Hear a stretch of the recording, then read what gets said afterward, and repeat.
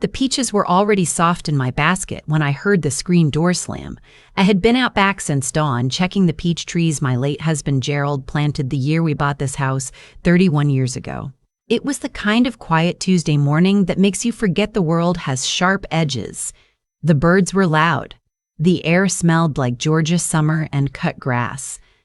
I was thinking about nothing more serious than whether I had enough mason jars for preserves. Then I heard my son's voice from inside the house, and something in it made me set the basket down. "Mom." That was all he said when he appeared in the doorway. Just my name, the way he used to say it when he was 9 years old and had broken something he couldn't fix. My son Daniel is 42 years old and built like his father, broad through the shoulders, slow to panic. I have seen him calm during a car accident, calm when his own appendix ruptured. He is not a man who frightens easily. He was frightened now. "It's Renata," he said. "She didn't come home last night." Renata is my daughter-in-law. She married Daniel 11 years ago in a small ceremony at the lake house, barefoot in the grass, wildflowers in her hair, her mother weeping happy tears in the front row. She is a physical therapist with a laugh that fills rooms. She was 7 months pregnant with their second child. I put down my gardening gloves. "When did you last hear from her?" "Yesterday afternoon. She went to visit her friend Claire over in Macon. She texted me at 4 saying she was heading home." He held up his phone like the screen might change if he stared at it long enough. "That's the last message. I called Claire myself. Claire said Renata had left her house at 4:15. She had been cheerful," Claire said, "talking about names for the baby. She had a full tank of gas. There was no reason in the world for her not to be home by 6. It was now 7 in the morning. Daniel had already called the police. They told him what they always tell people in the first 24 hours, that adults sometimes make choices, that it was too soon to file a missing persons report, that he should wait. My daughter-in-law was 7 months pregnant and had not been seen in 15 hours. I was not going to wait. I called my younger sister, Patricia, who drove over from Milledgeville within the hour, and while Daniel sat on the porch calling everyone Renata knew, Patricia and I sat at my kitchen table and thought about who would want to hurt that woman. The list was short. The list had one name on it. His name was Franklin Beaumont. He was Daniel's father-in-law. He was Renata's father. I want to be careful here, because what I'm about to tell you is not easy to say about a man who sat at my Thanksgiving table for 11 years. But the truth is the truth, and you deserve to hear all of it. Franklin Beaumont never believed his daughter should have married my son. He smiled at the wedding. He shook Daniel's hand. He came to their home for Christmas and held their firstborn, a little girl named Sophie, who is now 4 years old and looks just like her mother. But underneath all of that, underneath the handshakes and the holiday smiles, Franklin Beaumont believed my son was beneath his daughter. Not because of money, not because of education. My son has a master's degree in civil engineering and has built bridges across 3 states. Not because of character. Anyone who spends 10 minutes with Daniel knows what kind of man he is. Franklin Beaumont believed my son was beneath his daughter because my son is black. And Franklin Beaumont is the kind of man who has never once examined why that thought lives in him the way it does. He never said it directly. Men like him rarely do. It came out in other ways. Comments about the neighborhood they lived in, jokes that went quiet when they landed wrong. The way he would talk to Daniel about your community, as though my son were a representative of a category rather than a human being standing in his own living room. Renata had fought with her father about it for years. She had set boundaries. She had hung up the phone. Last Christmas, she had asked him not to come because he had made a remark to little Sophie about her hair, and Renata had decided her daughter did not need to absorb those lessons before she was old enough to understand them. Franklin had not taken that well. He had called Daniel afterwards. I only know what Daniel told me, but what he told me was enough. Franklin had said that Renata was being manipulated, that Daniel had turned his daughter against her own family, that it was not natural for a woman to choose her husband over her father. He had said things that I will not repeat here because some ugliness doesn't deserve to be given more air than it has already taken. Daniel had hung up. They had not spoken since December. It was now July. I told Patricia what I was thinking. She didn't flinch. Patricia has known me for 63 years, and she is not a woman who flinches. "Where does he live?" she asked. "Valdosta," I said, "about 2 hours south." We looked at each other. We didn't need to say the rest out loud. At 9:30 that morning, my son's phone rang. It was a number none of us recognized, a county I didn't immediately place.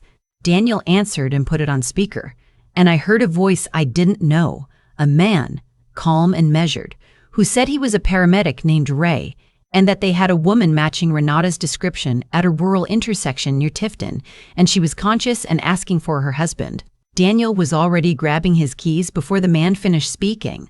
I have made that drive to Tifton, Georgia, exactly once before in my life, for a cousin's funeral, and I remembered it as long and flat and lined with pine trees that all look the same. We made it in under 90 minutes.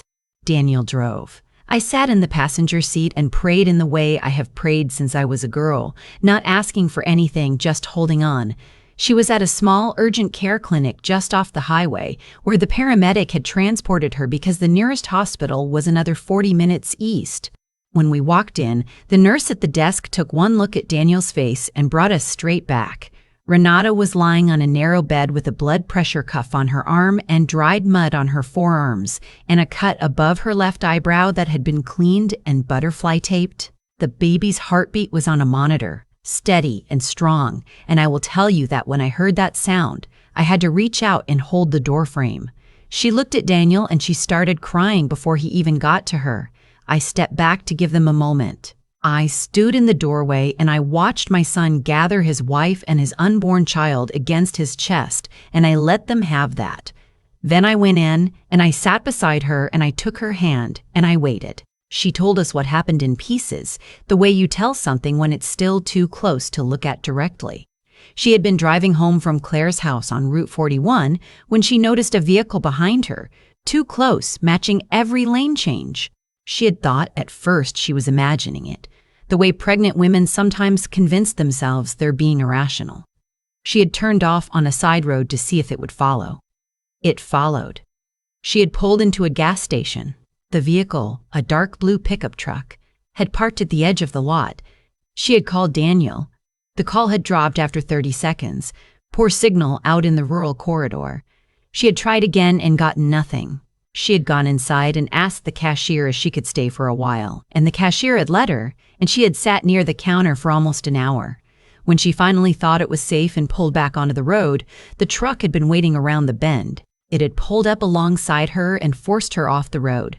Her car had gone into a shallow ditch. She was not going fast. The airbags didn't deploy, but the impact had been enough that she couldn't get the car door open, and her phone had flown somewhere in the footwell and she couldn't reach it, and she had sat in that ditch for almost 20 minutes in the dark before she managed to climb across to the passenger side and get out. She had walked. 7 months pregnant, in the July heat, in sandals, through the grass along the shoulder of a Georgia state road. She had walked for over an hour before a man coming home from a night shift had seen her in his headlights and stopped. That man had been the paramedic named Ray, off duty, driving his personal truck. He had put her in his backseat and driven straight to the clinic and stayed until she was settled. When she finished telling us this, the room was quiet for a moment. Then Daniel asked the question I already knew the answer to. "Did you see the driver?" Renata looked at her hands. She was quiet for 3 seconds, which felt like much longer. "It was my father's truck," she said. "I know that truck. I grew up watching it pull into our driveway." She looked up at Daniel and then at me, and her eyes were steady in the way that eyes get when a person has already cried everything that was immediately available and arrived somewhere harder and cleaner on the other side.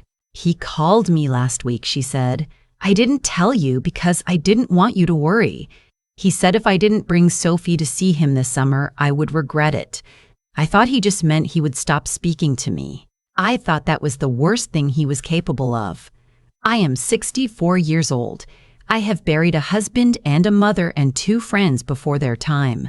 I have raised a son mostly alone after Gerald died, and I have worked 30 years as a school administrator, and I have sat across from parents who said things to me that I had to absorb without showing what they cost me. I know how to hold things quietly. But sitting in that clinic room, holding my daughter-in-law's hand while she described what her own father had done to her and her unborn child, I felt something settle in me like a stone dropping to the bottom of a very still lake. I thought of something my own father had said to me when I was young. He had said, "There are people in this world who will hurt whoever is standing next to you in order to get to you. Don't let them choose your ground." I excused myself and went to the hallway and called my sister.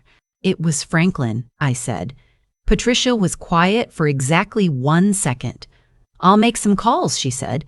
My sister spent 25 years as a paralegal before she retired, and she knows more about Georgia law than most attorneys I have met. She also has a memory like a filing cabinet and a network of former colleagues who owe her more than a few favors. I have always been grateful for her. I was especially grateful in that moment. While Daniel stayed with Renata and arranged for her car to be towed, I sat in the clinic waiting room and I thought carefully about what needed to happen next. The first thing was documentation. Renata needed to give a formal statement to law enforcement, not the local deputy who had come by and seemed mostly concerned about whether her car was blocking traffic, but to investigators who would take what she described seriously. Vehicular assault, reckless endangerment. Given the pregnancy, there were additional charges that could apply. The second thing was Franklin himself. Patricia called me back in 40 minutes with information I had not known. Franklin Beaumont had a prior incident on his record 7 years ago, a road rage altercation in Lowndes County that had been settled quietly through a civil agreement. There had been a restraining order involved. It had expired, but it existed, and it meant this was not his first time making someone afraid on a road. There was also the matter of the week before. Renata had mentioned that Franklin had called her. I asked her, gently, whether she had saved that voicemail. She had. We listened to it together, the three of us, in the small clinic room with the baby's heartbeat still marking time on the monitor. His voice was calm, the way that certain kinds of anger are calm, the kind that has been kept cold on purpose. He said he wanted to see his granddaughter. He said Renata had been turned against her own. He said, and I want you to hear this clearly, he said, the people you've chosen over your family will not always be there to protect you. Daniel played it twice. His jaw was tight. He said nothing. I called the county sheriff's office myself and asked to speak with an investigator. I am a 64-year-old black woman in Georgia who has learned precisely how to speak on the phone in order to be taken seriously, which is its own kind of exhaustion that I will not dwell on here. I was transferred twice, and then I reached a woman named Investigator Holloway, and I told her what we had. The voicemail, the truck identification, the prior incident in Lowndes County, and the name Franklin Beaumont. Investigator Holloway asked me to hold. When she came back, her voice had shifted in the way that voices shift when something has moved from routine to relevant. She told me they had already received a call from the Tifton PD about an incident matching this description. She told me there was a truck matching Renata's account that had been caught on a gas station camera 4 miles east of where the accident occurred. She told me she would be in touch. We drove Renata home that afternoon.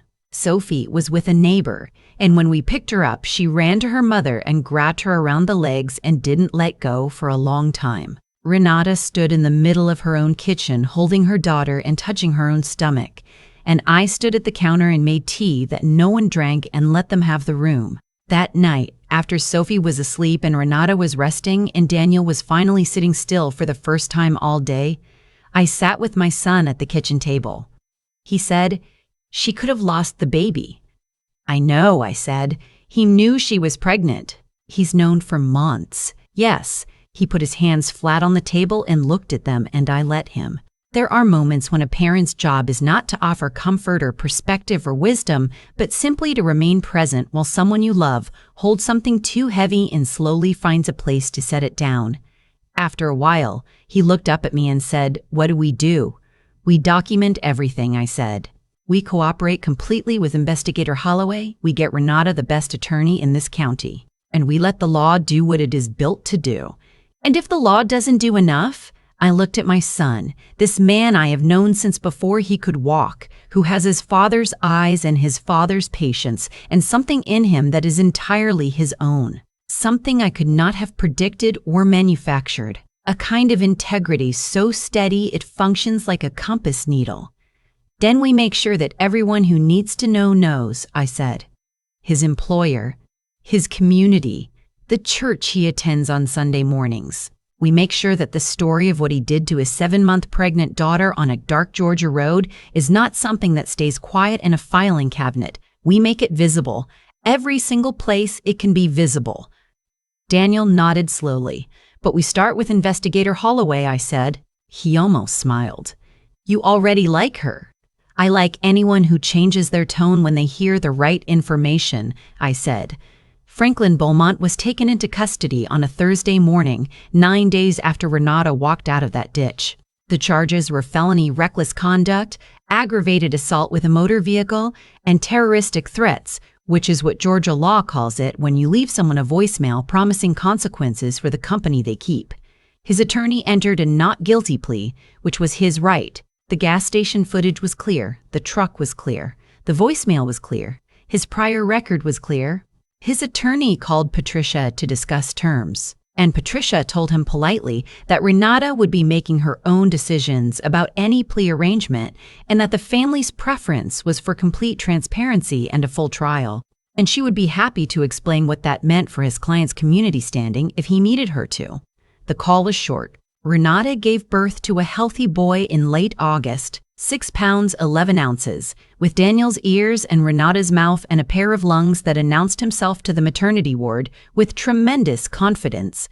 They named him Gerald, after my husband. I held him in the hospital room and I thought about the peach trees out back and the mason jars I had never gotten to and the ordinary Tuesday morning that had cracked open to reveal how much was sitting underneath it. I thought about Franklin Beaumont, who had spent 11 years at holiday tables pretending and who had finally run out of patience for the pretense and shown everyone exactly what had always been underneath the smile. I thought about the things we teach the people who come after us. Gerald planted those trees because he wanted to leave something growing. He wanted Sophie and this new boy and any children who came after to know that something in the ground had been tended for them. Franklin Beaumont had left something in the ground too. He just hadn't expected it to come up the way it did. He hadn't expected his own daughter to have saved the voicemail. He hadn't expected a gas station camera 4 miles east. He hadn't expected that the woman his son-in-law called Mom would spend 9 days making sure that every piece of evidence was documented, organized, and placed in front of the right people. He had not expected any of us to choose our own ground. My father taught me that. I taught Daniel. Daniel and Renata will teach Gerald and Sophie. Some things are worth passing down. On the morning Franklin entered his guilty plea, which came 4 months later and spared Renata the difficulty of testifying, I drove back out to those peach trees. It was November, past the season, and the branches were bare. I stood there in my coat and I looked at the structure of them, the way they had learned to hold themselves up over the years, the shape they'd grown into, without anyone having to arrange them. Then I went inside and called my sister, and we talked for an hour about nothing in particular, the way we have done since we were girls, the way I intend to keep doing for as long as we are both here. Some things are worth holding on to, too. If this story moved you, if you have ever stood in a ditch of your own making, or someone else's and had to find your way out, I want to hear from you. Leave your city in the comments. Tell me what you carried out with you. We are building something here, all of us together, and it matters that you are watching.